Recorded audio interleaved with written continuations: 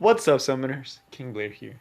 Today, for Top 5 Tuesday, we are talking about the top 5 most undervalued units in Epic 7. Now, these are units that are super strong, that are so good for the content that they're used, and they just perform extremely well, better than some meta units, but just don't see any play for some reason. So we're going to be talking about that today. So if you like the video, make sure you like, subscribe, and join the Discord link. Y'all been doing amazing on all of them. Join the Discord to know when I will start streaming, which will be coming for sure in August. Most likely around August 18th, August 20th, I'll be streaming again, or earlier, so just stay there just in case. And then subscribe. We are going to be dropping the Melissa video, hopefully this Sunday, if nothing goes wrong. And then if I lose a little bit of time, I need to do some edits, it will be a little bit later. But without further ado, let's jump right into it. So this list, again, as I mentioned, the number 1 and the number 3 were honestly the units that actually made me want to make this list, because they are actually stupid strong, and the people who have them abuse them, and they're so good at what they do, and then everyone else who doesn't have it, doesn't know about it, it's kind of for them. So if you also have any other unit that I may have missed or just didn't make the top 5, let me know in the comments. What's one undervalued unit that's just extremely strong, people aren't valuing? So you guys kind of get an idea of how the list is going to be. We are going to look at an honorable mention. The only reason I say an honorable is because he went from undervalued to meta. This guy's meta for sure now, but ambitious Tywin. Y'all, his buff was over a month ago. I can't remember the exact date. It might actually have been 2 months ago. I actually think it actually might have been 2 months ago. And this guy didn't start seeing play like in high level arena until very recently. And he has been out for so long. Like, his buff has been out for 2 months. People weren't using him. So the reason I say undervalued, it's like he was amazing and people still thought he wasn't that great and didn't use him because of how bad he used to be in the past. So it took people a long time to realize how strong ambitious Tywin really is and to actually go out and build it. So that's what I'm talking about with undervalued. He's no longer undervalued because he is definitely meta right now. And a lot of these units on this list have the potential to be high meta units in all their content. So that's kind of the idea behind it. So if you think of a unit like this that I missed on this list, just let me know down in the comments. But now let's go to the number 5. So this one is starting to get a lot more people's attention. A lot more people are building it, and with really good reason. Tempest Certain. Y'all, Tempest Certain, if you didn't know this, actually insane for Guild Wars. Insane for Arena. And honestly, I almost want to say she's going to become a meta pick for Arena. And if you struggle against cleave teams, she's your girl. So what does she actually do? So skill 1, this skill does mad damage. It actually does really high damage. It does damage based on how much health she has. She's very low health, which she easily gets to do that. She's going to be hitting you for a lot. And then, because you typically build her with either speed or with a way to heal, she can actually go back up, or you pair her up with someone who can heal or give her barriers. This skill will be doing a lot of damage. And the fact that it applies a bleed, that's just icing on the cake. Now let's actually see the passive that makes her stupid broken. So the damage suffered from one attack does not exceed 51% of max health. What does this mean? This means that if you try to one-shot her, you're not going to do it. If you use like a Watcher Shuri and you attack her, she's not going to die. What this means that you can build her in a mega glass cannon type of way. And the thing about it is, when her health is 70% of less, which if you build her like a glass cannon, anything's going to get her there. Like an Alencia S3 will get her to this level. An FCC S3 will get her to this level. An Arbiter Villager S3 is going to get her to this level. But when she gets below 70% or less and the turn ends, she dispels all debuffs. So she cleanses the RB glancing hit, she cleanses dizzy, she cleanses whatever was thrown her way, and then grants her stealth, so you can't hit her unless you do AoE. But then on top of all that, she gives herself 30%. 30%. Y'all, that means if you're building her like a 200 speed, she's going to be cutting in the middle of a cleave, and you can't kill her. And then she gets stealth, so AoE doesn't do as much, and she just cleanses herself. It is so stupid good. And the ultimate, man, unable to be buffed, completely shuts out a cleave. And then the silence, y'all, she's honestly becoming one of the best units in this game. For Guild Wars defense, she's honestly high up there. I honestly feel with the new changes coming out, she's going to be like S tier. She's honestly insane. So if you have a Tempest Certain, she's amazing for Guild Wars, she's amazing for RTA, and honestly even for arena defense. Not being able to cleave this girl and her coming back and just silencing your whole team, it's crushing. It will end fights right there and then, and since she's a glass cannon, she will even kill some targets. Now, to the number 4, a lot of the units here are units that got buffed and just people like forgot about them. They just didn't care about them when they got their buff and no one ever talked about them. But Charlotte is starting to see a lot more play in RTA. A lot more play in Arena. Why? The biggest change to her is that if she has a buff, this move is an AoE attack that will always crit. Y'all, crit rate is one of the hardest things to get to 100 in this game. And the fact that she gets it guaranteed as long as she has a buff and then gets an increased combat readiness, that means you can, all the crit rate you would have put on her, you can have speed, defense, or attack instead. And the thing about it is this skill's AoE. She will destroy Spectre's Tenebrious because she easily does extremely high damage. She's guaranteed the crit. You could easily get her to 350 crit damage because that's the only stat you really need to worry about while still keeping her tanky enough to eat up a couple of attacks. And then every turn she's able to do an AoE attack that could potentially kill a Spectre Tenebria. And then the passive, she gets Fighting Spirit, gets increased attack and defense, so she buffs herself. She buffs herself and defense. Like, it's so good. You touch her, she gets attack and defense. And now she can do AoE, kill the Spectre T. And then the Vortex skill, well, it does a lot of damage, y'all. This skill does a lot of damage. And then you can just cycle this AoE. She's an AoE machine. She's so good and underrated. If y'all have a Charlotte, she's actually not bad anymore, y'all. She's actually a really, really solid unit. And I feel like a lot of people aren't talking about her. She's so good against Spectre Tenebria. She's so good against all these tank teams because she can just output so much damage while you're in a tank team of your own. She can hit the back line. The only problem with her right now is if they have a Rylet, it does hurt her a little bit, which is one of the reasons she's not used as much. But she's definitely on the come up. She's not a bad unit. She's really, really solid. So if you have a Charlotte, she's definitely coming a lot more. A lot of top players are starting to build her. But now let's move on to the number 3. So this is the ones that actually made me want to make this list because I've seen very few people actually build her. And the ones that do have so much success.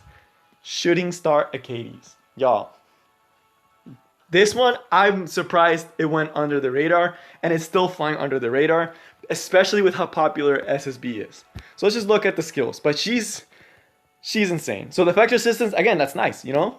You straight up just get effector assistance for your team or you make her beefier.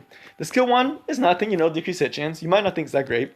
But she has a skill 2 on a 5-turn cooldown that grants the caster immortality for 1 turn.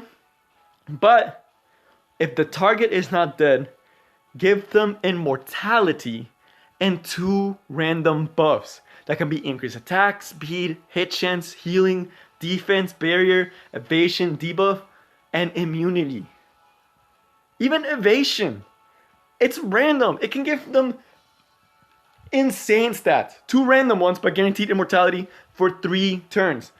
She can literally end a fight. If you have her and a slow, let's say a slow seaside, right? And your enemy is attacking and they didn't bring any strippers. You cast this skill on the seaside Bellona, you give it immortality, and then she gets debuff immunity, and then on top of all that, she gets evasion.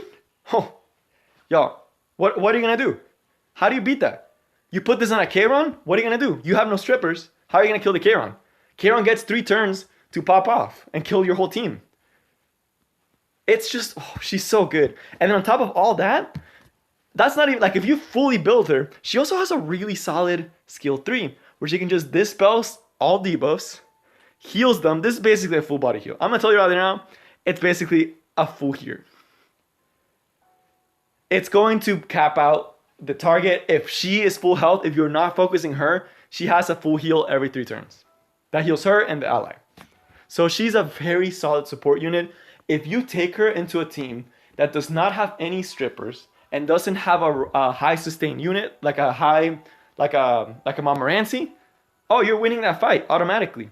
Slap on the S2 until your attacker. They're forced to focus on her, so you can give her whatever you want. Make her extra tanky, make it extra annoying for them to try to kill her. And if it's an SSB that's low, every time they're trying to hit her or or SSB, they're gonna lose. They're gonna kill themselves trying to beat you. She's honestly so polarizing. If they don't have an answer to her and you pick her, they're forced to ban her in RTA. And then in Guild Wars, oh man, you can beat so many teams with her and C-Side alone. You set up her and C-Side against, let's say, Fallen CC, Arbiter Vildred, and Rylet.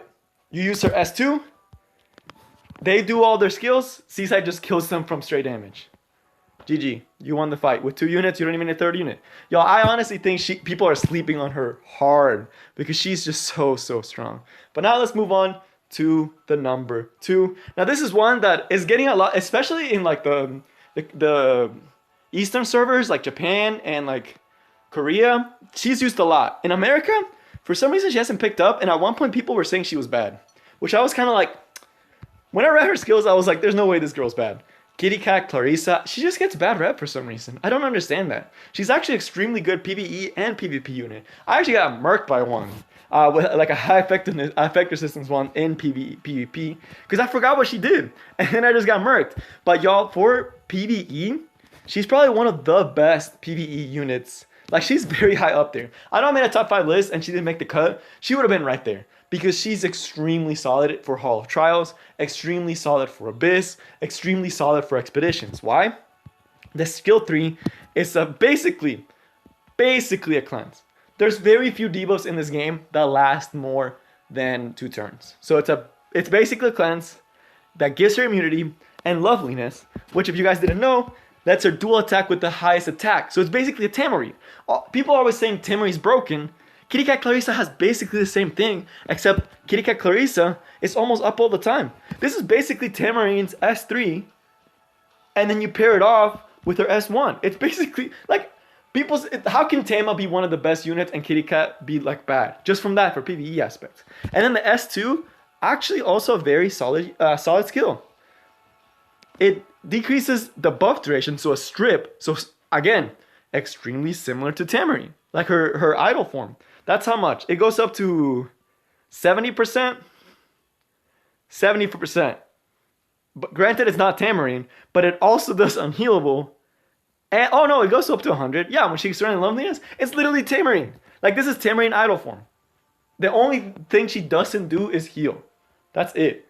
But this is basically idol sheer Tamarine on a DPS unit, because she can also do a lot of attack. And she gets her loveliness up a lot more. So she can dual, she has idle form, but all the time. That's so good. Y'all, Clarissa, I really do need to build mine, especially for a lot of PvE content right now, because she's so solid. But now, let's go to the number 1. This unit, by far, she's starting to get a lot more rep, but she is like, she's on a different level. Every time I see her, I don't think I've successfully beat her when she's built properly. Katie's. She has to be the number 1, y'all. So she's a unit that, for a long time, it was always like a toss-up between her, Destina, and Angelica. It was always like, okay, who's better? And then when you got down to it, it was like her and Destina. And then they both got their exclusive equipments. And they completely diversified. At Katie's, when it comes to cleansing, when it comes to making one ally survive for a long time, no one does it better than Katie's. Y'all. So right here, she gives defense. So that, amazing imprint release. She's a 4-star, so you're gonna get it. Skill 1, it's like whatever, like decrease attack. Skill 2, 3 turns, invincibility. Every 3 turns, you can have invincibility on 1 unit. Again, pretty good. And then she decreases skill cooldown by 1 turn. So that means your S3, that's on a 3-turn cooldown. So let's say you start with S3.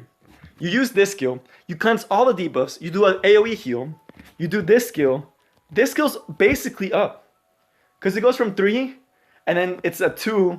You use this skill, it's a 1. And 1 more turn, you get another AoE heal. And then you can just do invincibility again. So literally, whole combo is like S3, S2, S1, S3, S2, S1, S3, S2, S1. It's so tilting. And the other thing, it's like, I have to go back to double check this just to show you guys too. Because you might not know, but her exclusive equipment actually made her even stronger, because she can also give effect resistance up. She can do a lot of stuff. Let me just show you guys. So the biggest one is the rapid cure. is the increase in my recovery. No, the third one. Increase the effect resistance of the caster for 2 turns we're using this skill. So if you start the fight with your S2, you do your S2 on an ally, right? This gives her 50% effect resistance to a unit that you can build extremely high effect resistance. And now you have a unit that you can't debuff who is going to remove all the debuffs every single time, every 3 turns. When people talk about Dizzy counters, when people talk about Bazaar counters, I never hear her come up in the conversation. Even though she's probably one of the best equipped units to do that. She is not getting debuffs. She has 18 base, right? And then she can get 50% on herself. You can easily get this up to go higher. It's so, oh man, she's honestly one of the most annoying units to take down. If you have a well-built one, you are not debuffing her. She's using this skill basically herself a lot of times. If not on like a priority unit, let's say like a Rylet, use this on your Rylet, okay. You recover them, give them invincibility. They can't kill him now. Reduce the skill cooldown. I think this also, I'm pretty sure this also reduces the skill cooldown on this skill. So it's a 2-turn skill. So if I remember properly, you might actually even be able to do S2, S3, and then S2 again, and then it's S1. Like she's on it, oh man, y'all. She's one of the best units in this game, and people are still sleeping on her. Arcades is by far one of the most underrated units in this game. But that is all I have for you guys today. I will see y'all next time. Peace.